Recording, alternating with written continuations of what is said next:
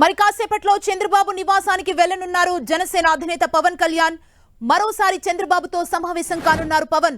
ఉదయం కూడా చంద్రబాబుతో పవన్ సమావేశమయ్యారు. 3 గంటల పాటు సీట్ల సర్దుబాటుపై చర్చించారు.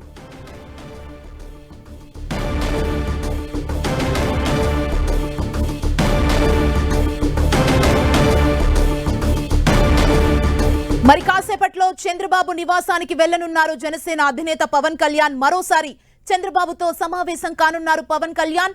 మధ్యాహ్నం కూడా చంద్రబాబుతో పవన్ కళ్యాణ్ సమావేశమయ్యారు. 3 గంటల పాటు సీట్ల సర్దుబాటుపై చర్చించారు. మరి కాసేపట్లో చంద్రబాబు నివాసానికి పవన్ కళ్యాణ్ వెళ్లనున్నారు.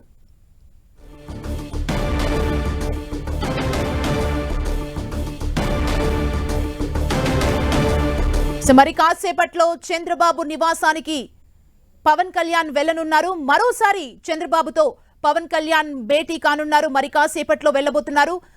నివాసానికి వెళ్లి చంద్రబాబుతో మాట్లాడబోతున్నారు. ప్రధానంగా సీట్ల సర్దుబాటుకు సంబంధించి మరోసారి చంద్రబాబుతో సమావేశం కాబోతున్నారు పవన్ కళ్యాణ్. మరి కాసేపట్లో చంద్రబాబు నివాసానికి వెళ్లబోతున్నారు. 3 గంటల పాటు సీట్ల సర్దుబాటుపై చర్చించారు.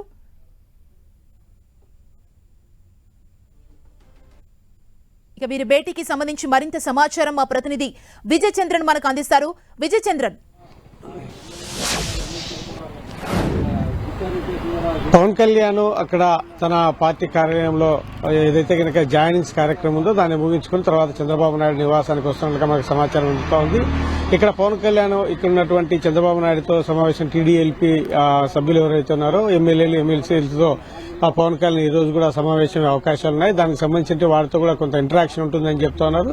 అంతేకాకుండా ఏదైతే కనుక ఫైనల్ అయిందో అంటే చంద్రబాబు అంటే జనసేనకి అయితేనేమి టీడీపీకి అయితేనేమి ఎవరికెవరికి ఎన్ని సీట్లు అంటే ఎమ్మెల్యేలు ఎన్ని జనసేన కేటాయించారు, ఎంపీలు ఎన్ని కేటాయించారు అనే దాని మీద కూడా ఒకవేళ మాట్లాడే అవకాశం అయితే ఖచ్చితంగా ఉందని చెప్పలేం. కానీ చంద్రబాబు నాయుడుతో కలిసి ఈ రోజు ఏమైనా దానికి సంబంధించి ఒక అనౌన్స్మెంట్ చేసే అవకాశం ఉంటుందని చెప్పేసి కొంత ప్రచారం అయితే జరుగుతోంది. దాని మీద ఇంకా క్లారిటీ రావాల్సి ఉంది.